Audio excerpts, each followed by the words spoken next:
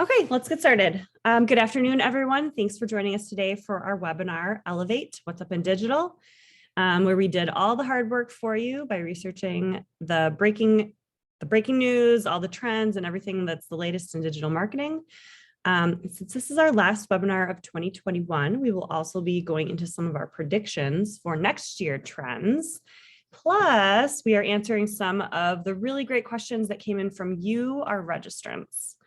So we have a really great panel of speakers today, including Tyler, who is our resident SEO guy, and that's what he'll be talking about. We have Emily, who will be walking you through the major PPC trends and predictions, Anne, who is covering social media, and then finally Megan, who is our account services manager, and she's also a member of Top Blue, which is our employee satisfaction committee here at Top Floor.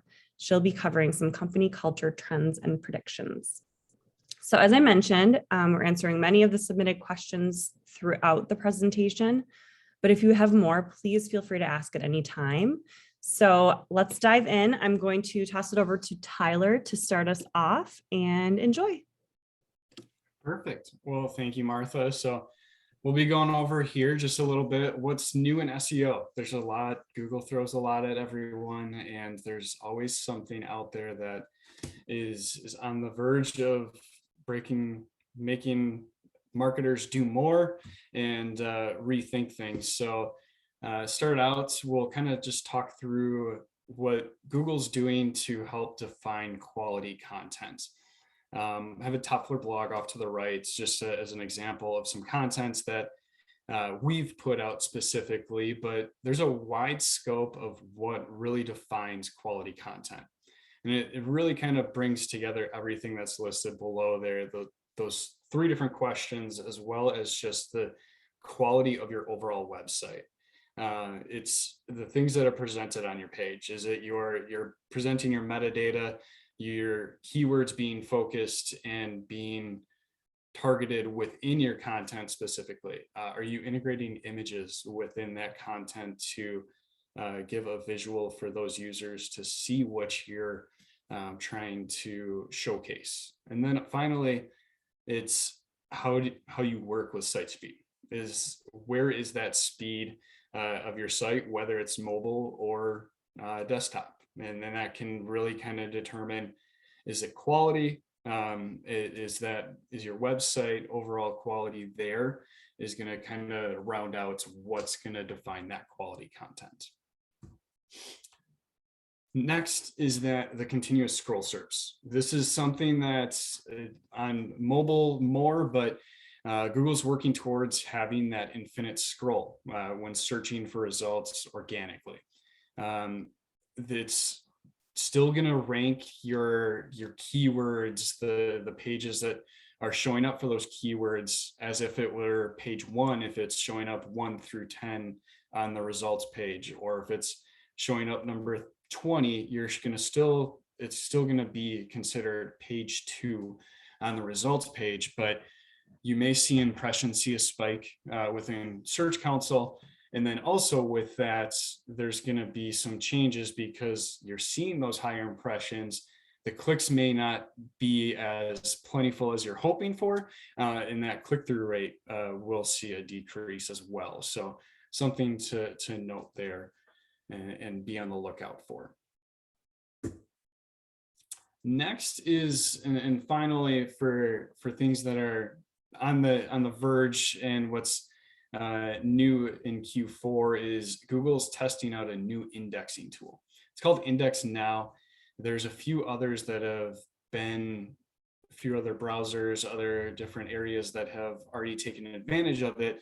But it's a new indexing tool that really changes the way that the website is crawled, and it can really lead to reducing the crawling demands on the server, as well as content updates on your pages are going to see that information get crawled quicker. Google's been pretty efficient with crawling your pages and crawling that content that is supposed to be you want out there, and you want to get it ranked right away and get ranked highly. This index tool is supposed to be a way to make it even more efficient. So it's a great way to do so there.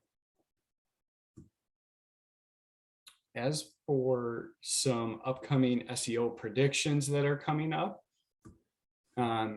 first one really ties in with the quality of content that is going on right now.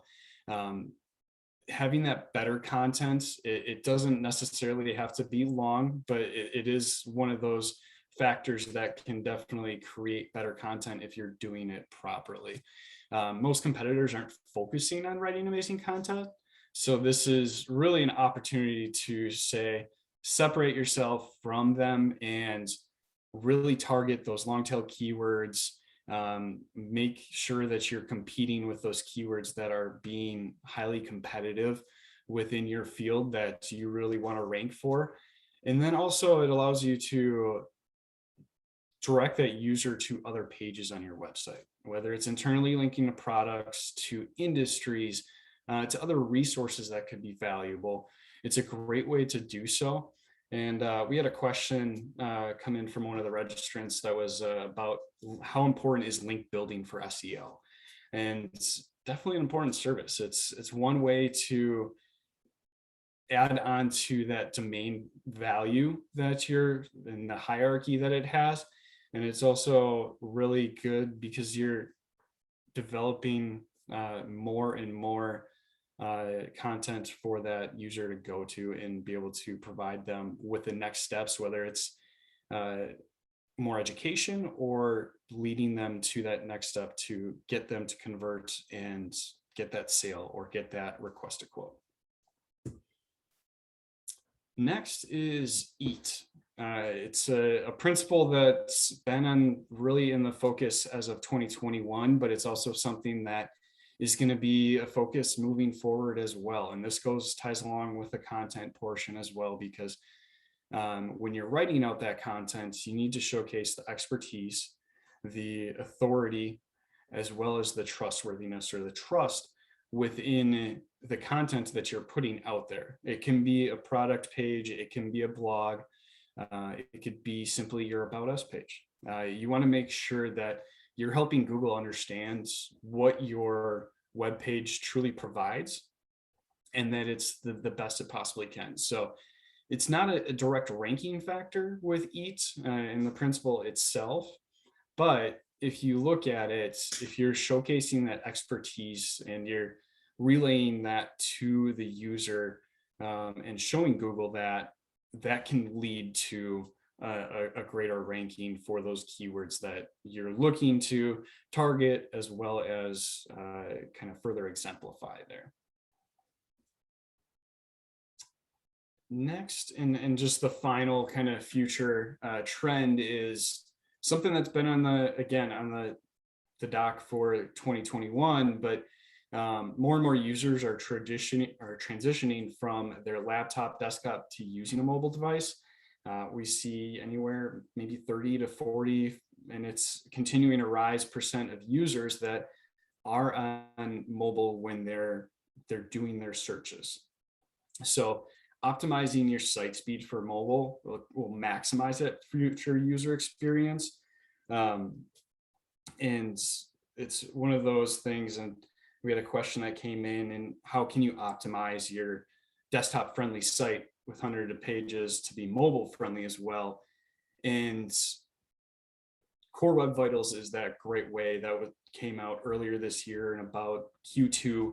And it was a really great tool that identifies a lot of areas, whether it's first input delay or contentful layout shift. There's a variety of different areas that the PageSpeed Insights lays out for individual pages that most likely will transfer over to other pages since they're the same template. But it's a great way to identify those areas, see if it's valuable to make those changes, and then take advantage to then get your mobile performance up there and continue to grow that specifically. All right. Martha. Okay, so we have a quick poll. Just out of curiosity, we're wondering if anyone has addressed their mobile site speed in the past year, since this is such a important thing to be thinking about. So I'm going to launch the poll, and if you have a second, if you don't mind just submitting your answer.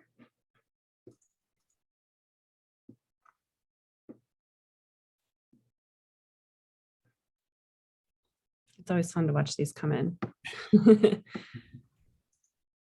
All right.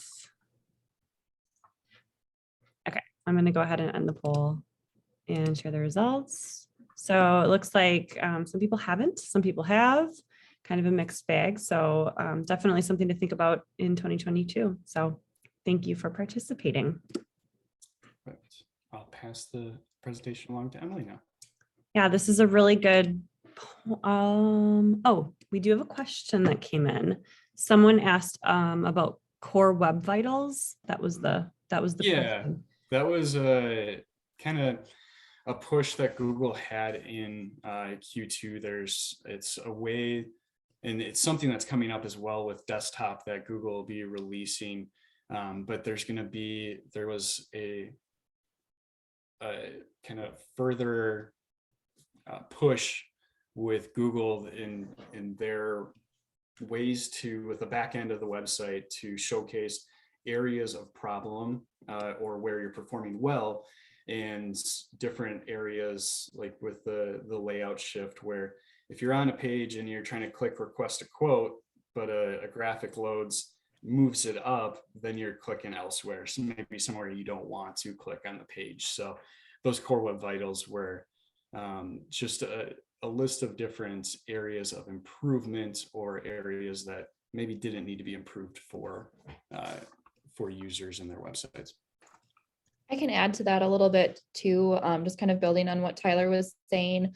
I think a lot of what the core vitals are things we already know that Google's doing essentially, or has been doing. I mean, mobile's been, obviously mobile first indexing was rolled out a few years ago. Site speed's always been really important in how you rank. And this is really just kind of adding to that. So like Tyler was saying, it's looking at different criteria essentially of how certain things might be shifting in the layout of your page that could be affecting site speed, and evaluating those kinds of things, and essentially kind of factoring that into how you rank based on that user experience and usability.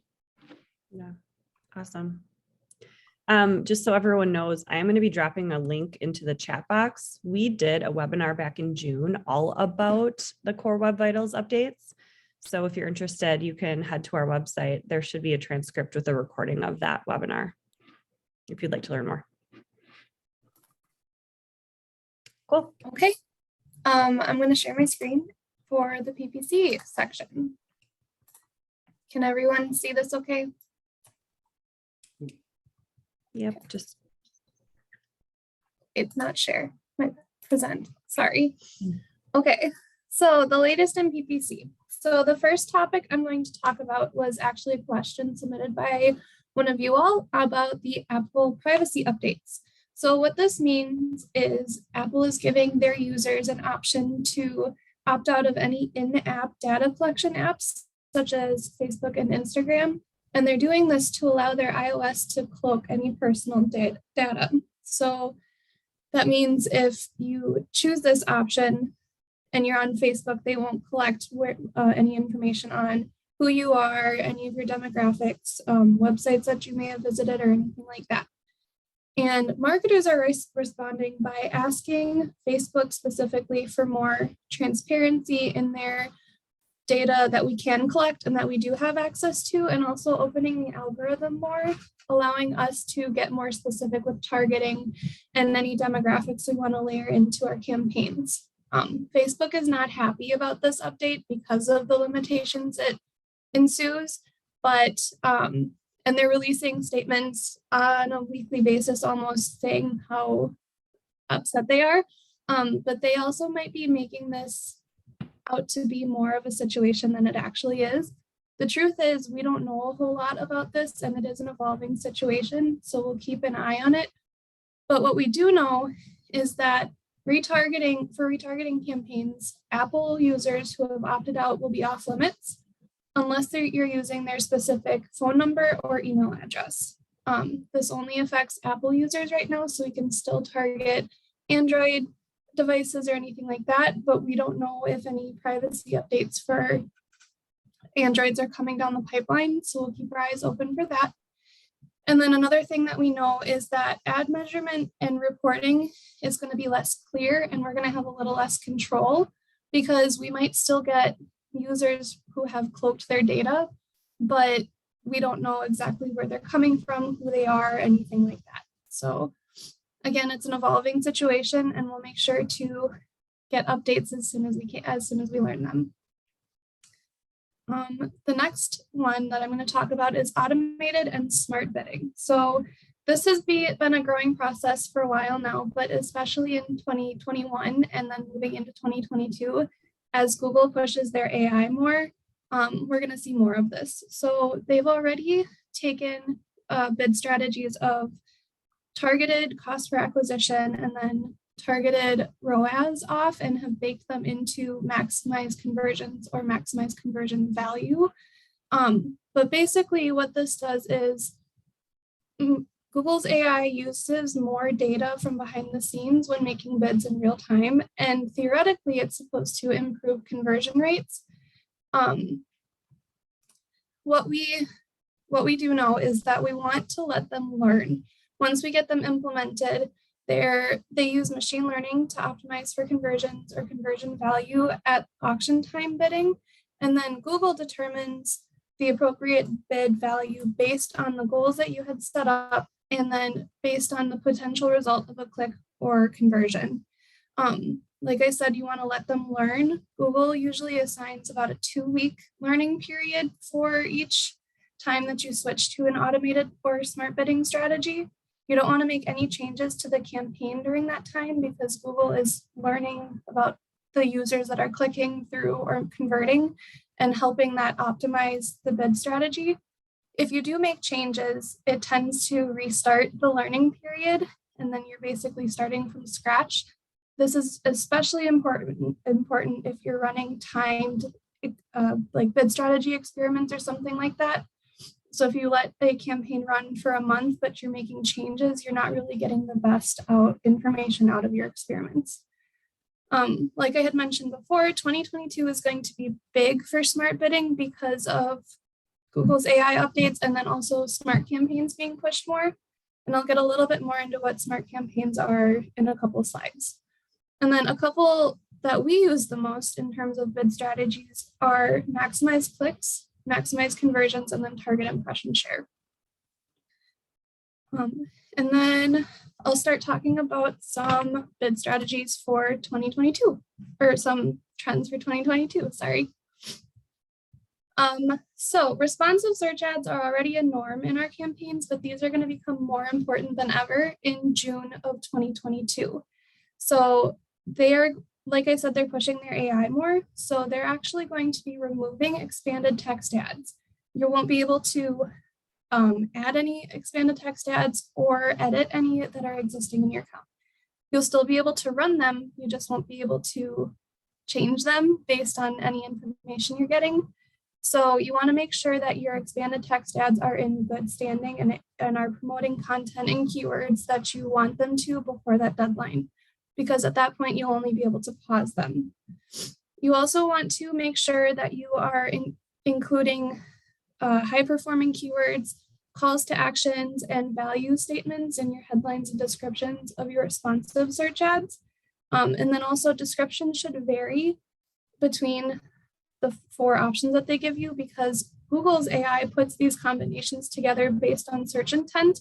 So you want to make sure that your headlines and descriptions are different enough that whoever finds them are getting the most information that they can. And then below, I have a example of an ad that we're running for BBB Wisconsin. Our keyword in this is business accreditation, which is included in the headline and the descriptions. Our call to action is register to be accredited, and then also apply today. They're very strong CTAs that have a strong intent of what they want the person who finds this ad to do. And then we also include the business name at the bottom. And then the next one that I'm going to be talking about is marketing automation. We're already kind of starting to see this with like email marketing campaigns and everything like that.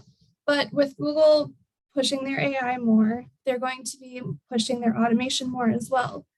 They're already starting to do this by automatically implementing ads unless you have that function turned off. And generally we have it turned off for most of our accounts, but sometimes they slip through the cracks. Down at the bottom, you can see 2 examples of auto-applied ad suggestions. We tend to pause these as soon as we come across them because, as you can see, the descriptions aren't exactly what we want them to be, and Google tries to serve these ads more because it's their own concoction, so they want to make it spend more. But we like to have more control over our content and our ads, so that's why we pause them. One way that we do use automation, though, in a good way, though, is we use scripts to monitor budgets for clients that are paying Google directly rather than paying us for ad spend. And it helps us make sure that we don't overspend on that. We do check in weekly with budgets, but we want to make sure that we stay on track. So this is another fail-safe for us. Another way that they're pushing automation is through smart campaigns. So what this is you'll set up a campaign for a specific page on your website, and Google will pick through that page and pick out headlines and descriptions and put them together based on what they think search intent is, based on whoever finds them or types in search keywords. You have to be careful with these campaigns. You want to make sure you're doing negative keyword research and then looking at search queries just to make sure they're getting to the audiences that you want them to, or are getting the message across that you want to share. But they can be good based on your company goals. We'll just do more research for you before we make that decision.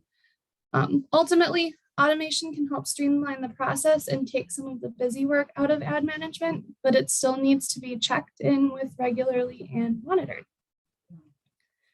And then the last trend that I'm going to talk about, as Tyler had talked about previously, is mobile-friendly optimization.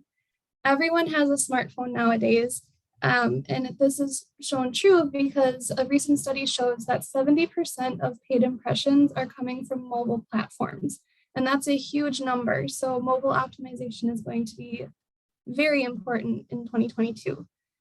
You can start by tailoring ads to mobile devices. The image on the right shows just an example of what one of our BBB ads would look like on a mobile device. Google has a really nice tool that allows you to toggle between desktop and mobile when you're adding or editing ads within their platform, so you can make sure that it fits correctly on the screen. Sometimes when you use the full 90 character limit in the descriptions, ads tend to trail off and you'll get an ellipses instead of seeing the full description. So this helps make sure all of your information is right on the screen. They don't have to click to read more or anything like that unless they want to click through the ad. We also like to use site link extensions because it's an easy way that if they're looking for more information from a specific page, they can just easily click to it. And then we also add call extensions down at the bottom. If they're using their smartphone, they can just easily click to call for more information, and it's all right there for them. Another way you can optimize for mobile friendly is audience research. Google audiences have a lot of options for mobile friendly audiences. You can choose, there's some audiences that allow you to see what device people are coming through to your website. So that'll be nice for retargeting audiences or brand awareness campaigns or anything like that. But make sure you do your research because we don't use app. There's an option that allows you to advertise on apps, and we don't like to use that really because that results in a lot of accidental clicks, and that tends to cause your cost per click to increase. So make sure you do your research before implementing anything, and that's what we're here for. And then Tyler had also mentioned continuous scrolling in his section. That what we know is that this doesn't affect the auction outright, but it does make it harder for people to distinguish between paid ads and organic content, which might cause our bounce rate to increase. But again, we'll keep an eye on that as that's an evolving situation as well. And I think that's all I had before I pass it off to Ann and Megan. Thanks, Emily. We did have one question that came in. So bouncing back to the expanded text ads, the person's asking, do you recommend removing expanded text ads entirely since we won't be able to edit or remove them on our own coming in June? Right, that's an awesome question. I wouldn't recommend, especially if they're performing well, I wouldn't recommend removing them completely because we still like to retain some of that control over our content. Just make sure that you give it a final look over, maybe starting in April so that you're more prepared in May, to make sure that it is exactly what you want it to be before we lose control over editing. Sounds good. All right. Okay, I will take it over with social media. 1 second.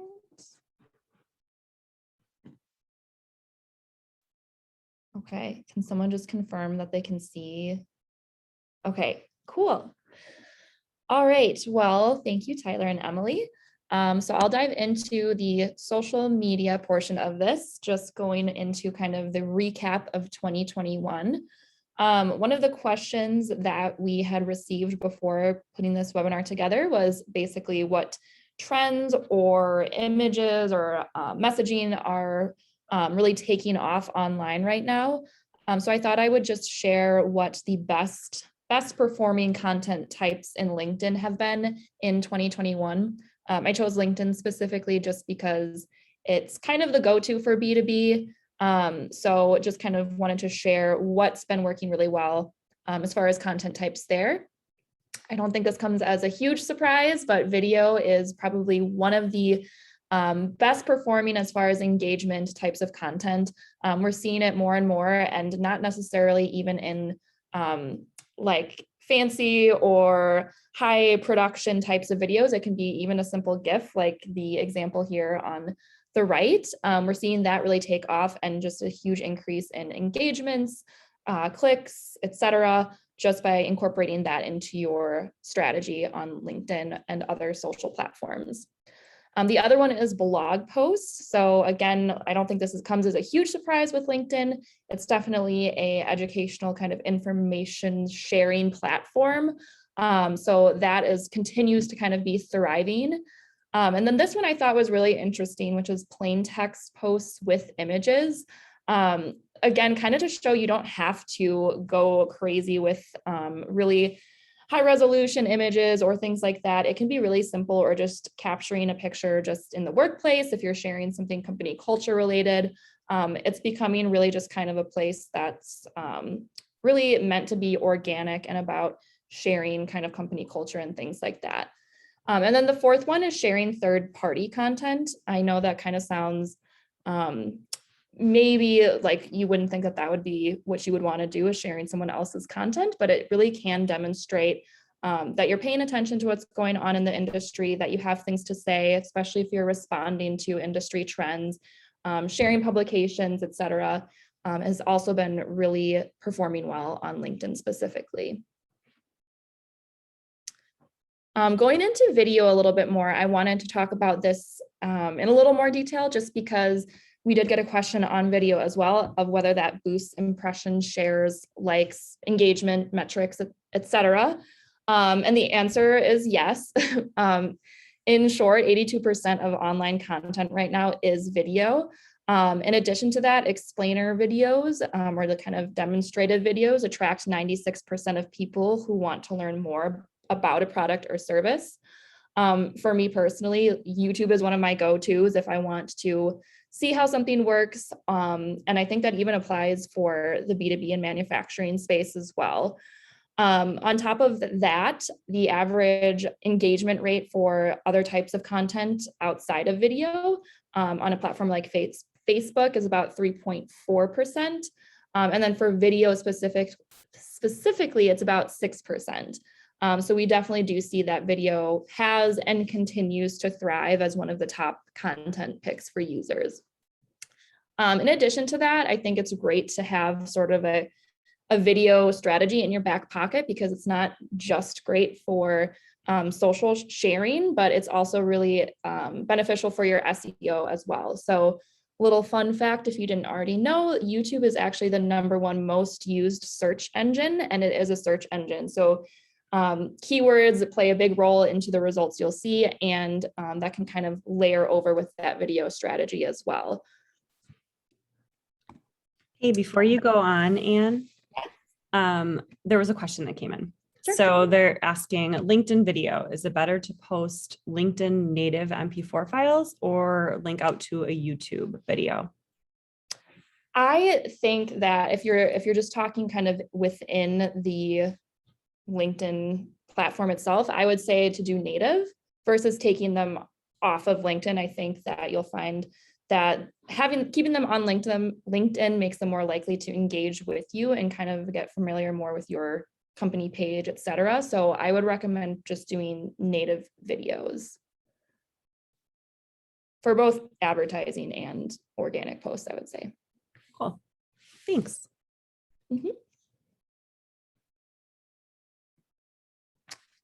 All right. And then the third thing I wanted to talk about, which really ties in well with what Tyler and Emily both had to say from their perspectives. But mobile first is not just about your website or just about your ads. It really is tied into everything these days. So consider that too when you're posting on social. I know things like Facebook and LinkedIn were kind of built with desktop in mind first, and then now are more predominantly mobile users. But also consider that any emerging social platform today is going to be an app. It's going to just be mobile first right away. So even if you're not actively incorporating TikTok or any of those kind of newer social platforms into your strategy, just know that that's the direction things are moving. So just make sure that, a few things you can do are like limiting your posts to fewer than 150 characters, making sure to remove the URL from your post once that kind of preview or image populates, making sure that your landing pages, especially for your ads, are fully optimized and user-friendly. You're going to see a much better return on your ads, specifically if you have a mobile-friendly page. And just again, to making sure that your images and pixels, etc., are all formatted specifically for mobile. I think we have a poll question. Yeah, so we thought this would be kind of fun. So this is more like a quiz. So the question is, what % of candidates will research a company's reputation before applying? This kind of ties us into the next section of our presentation, which is about company culture. So I'm going to launch the poll. All right. So again, what % of candidates will research a company's reputation before applying?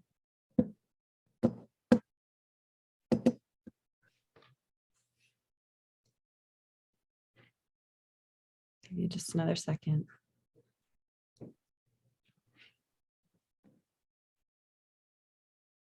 All right. So looks pretty consistent with 64 and 75%. So we'll see what the answer is. Is it the next slide? Oh, I don't know if we have it on the next slide or not. We don't, but I'll tell you what it is. Yay. Okay, great. The answer is 72%. There we go. I'm actually surprised it's not higher, to be honest. I feel like that's the first thing that I do before I would apply to a job is check out the company's website. I want to see your social platforms. What are people doing? Are your employees engaging? Are they happy? Do they agree with how cool your event was that you said it was in your social post? Things like that. Yeah. Sorry, I'm home with a baby that you can hear. We'll give Megan just a second. And I think. Yeah, you can go to the next slide, Anne. So I want to talk a little bit about company culture and recruitment. And the first point I want to make is that company culture is something that I feel like it should be shared for your customers and recruitment efforts. I think there's two audiences that you're really reaching out to when you're sharing your company culture.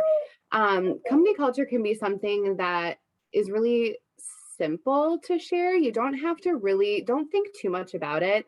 I think some really simple posts that you can integrate into your social strategy are things like employee recognition. That could be something like a spotlight. So, if you want to highlight someone that's maybe been doing a really great job, or someone that's new to your company, you want to do a quick spotlight, a quick little couple of fun facts. You can do a bio. So that could be, like a paragraph or something just about your employee that then links to your website to take them to maybe, which department that they work in, things like that. You can also share awards, performance recognition. You'll see on the right when Tyler was promoted to SEO specialist. We threw a great post out there just saying we're excited to share the news of Tyler's promotion.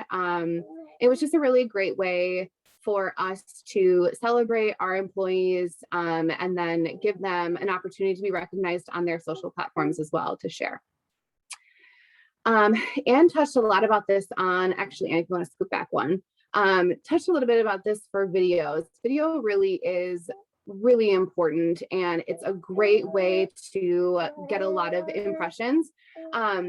And I think that videos can be used to connect your customers to your brand virtually. And one great way that I found really interesting was one of our clients has, you can still hear me over this guy. One of our clients, they have a testing lab that they normally bring their customers to. And during the pandemic, they obviously weren't bringing their customers to their lab. And so what they decided to do was bring the lab to their customers. And what they did was they took like 30-second, really simple videos of them testing their equipment. I mean, these were like, I'm pretty sure they were like taken on their phones. It wasn't anything highly produced, but it added that like human element behind the social post. So you're actually accomplishing quite a few things by doing something that creative. One, you're educating your customers or your potential recruits on the services that you provide, but then you're also putting a person behind the social page. So you're sharing an individual that, is maybe commentating on the testing that you're doing in your lab in the video. And it just adds, I think, a really nice element to what could be something maybe seen as like dry content. And then on the next slide, if we take a step back, when it comes to social sharing, when you have all these ideas, I really do believe that we need to take a step back and establish two things. Establish company protocol for sharing social posts and content. So that's like, establishing the protocol for your social media team, but then also for all of your employees. So maybe just drafting up some points, guidelines to follow when you're sharing things that reference your company, I think is really important to do, just so that everyone is using the same brand voice, following really basic guidelines, things like that. And then I also think establishing strategy and a cadence for your internal social posts are really important. You obviously don't want your entire social strategy to be, promoting how great of a company you are. Things like this, I think, are better and more effective if they are sprinkled in throughout the month. So maybe you do one employee recognition a month, and then the next month you do a bio, and then as promotions happen or an employee goes above and beyond, you save a post for things like that. So really take some time to understand the strategy and the cadence of how you want to promote those things. And then the third thing I want to mention is making sure you understand your social channel audiences. So something that might not be effective on Facebook, for instance, or Twitter is going to be could be more effective on LinkedIn. It really depends on the nature of your business and the nature of your customers. So do some testing and test it out. Watch and see how the engagements happen within all of those social posts and adjust accordingly. Just a quick shout out to Megan for being super mom, holding a baby during a webinar. Seriously. Love it. Good job. Cool. All right. Whoops. 1 second here. Okay. So now moving into social media predictions for 2022. So one of the questions that we were asked before this presentation and just in general is, how important is Facebook, Snapchat, or Instagram, especially to like B2B and industrial product websites? essentially, do I need to be on these platforms? We've also gotten questions about TikTok in the past year, and if that's a platform that our customers should be using. And it really all kind of depends, sort of tying back to what Megan was just talking about, evaluating your audience, both your customers, but also your workforce, to really figure out what platform is the right one to be on for you. And in the next slide, I'll kind of show some examples of what you might want to share on different social platforms. But one thing I do want to stress and just kind of put in your minds is that the generational workforce is changing. And the largest demographic of users on Instagram is 18 to 24, which is also the largest demographic of workforce currently is Gen Z and millennials. So it's not necessarily a bad idea to start thinking about and considering these other platforms that we don't necessarily think of when we think of B2B marketing into your social strategy. Even though these users maybe aren't your current customer right now, they probably will be one day. So the sooner and earlier you can kind of familiarize yourself with some of these platforms, the better. We did a presentation or a roundtable presentation earlier in 2021, basically about the changing workforce and how that affects marketing, how that affects recruitment. And I believe there's a webinar recording that we can share with you. So when we send over the presentation, we can include that link too, if you want to know more about this topic specifically.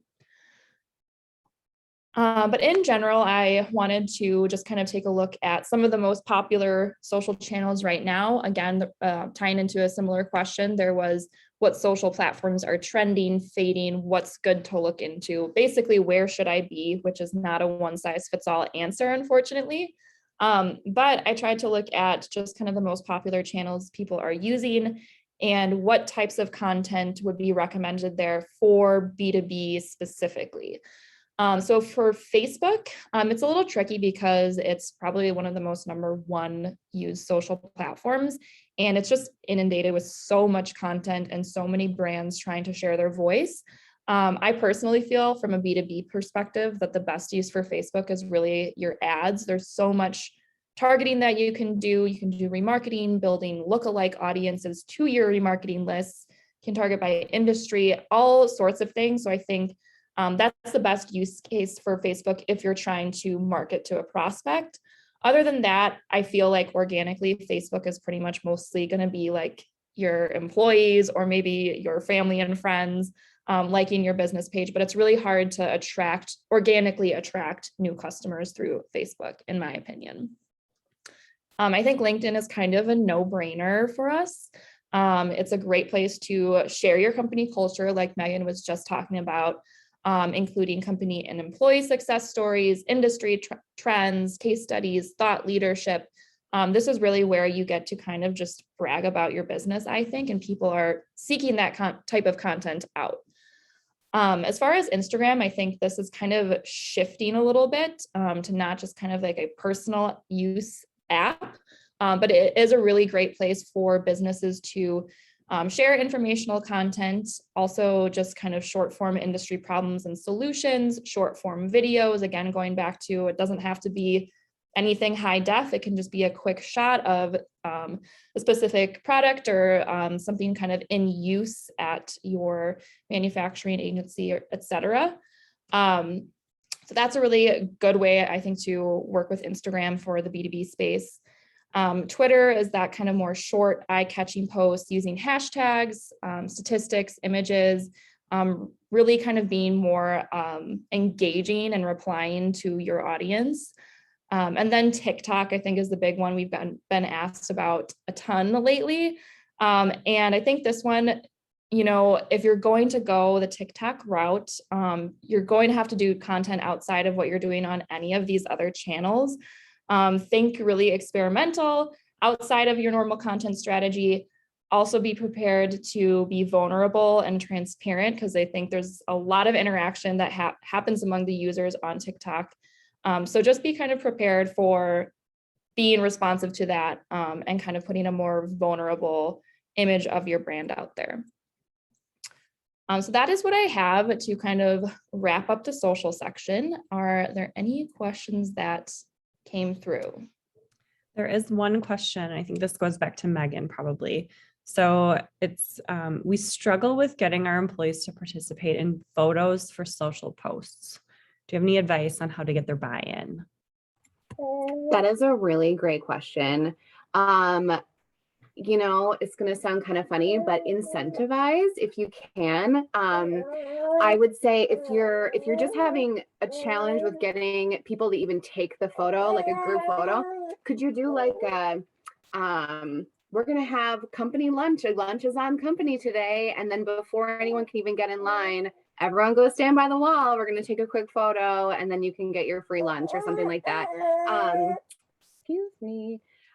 There was also, Top Floor did a really cool incentive where it was for interacting with social posts. So it was actually like a secret incentive, and we were tracking how many posts each individual was interacting with. So sorry. And then that person was surprised with like a cool reward of like, you interacted so many times. And so you got a free cool Top Floor hoodie, things like that. So think little outside the box. People love free stuff. Try that route.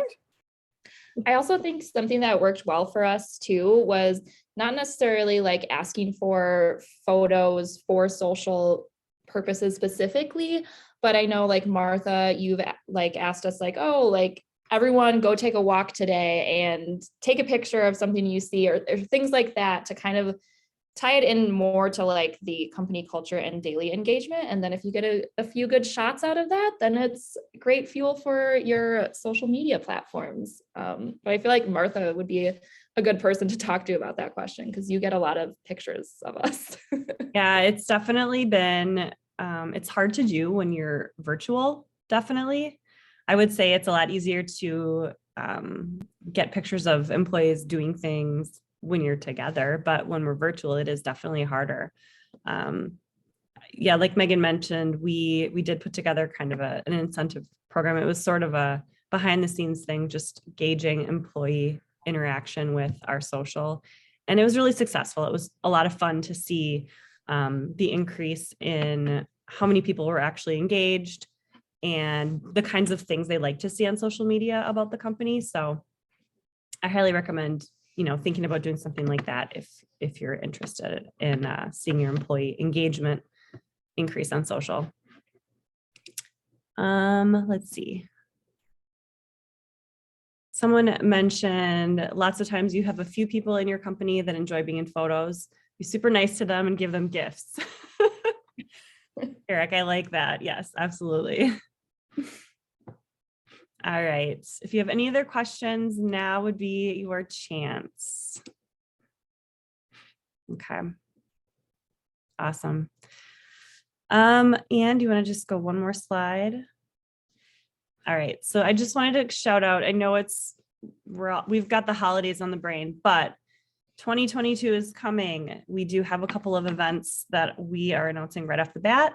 Our digital marketing roundtable will be February 11th. And we are not sure if that will be in person yet or virtual or hybrid. We are working through it, but stay tuned for more information about that. And then also save the date for our first webinar of the year, which will be March 16th. And topics will be announced hopefully by the end of 2021.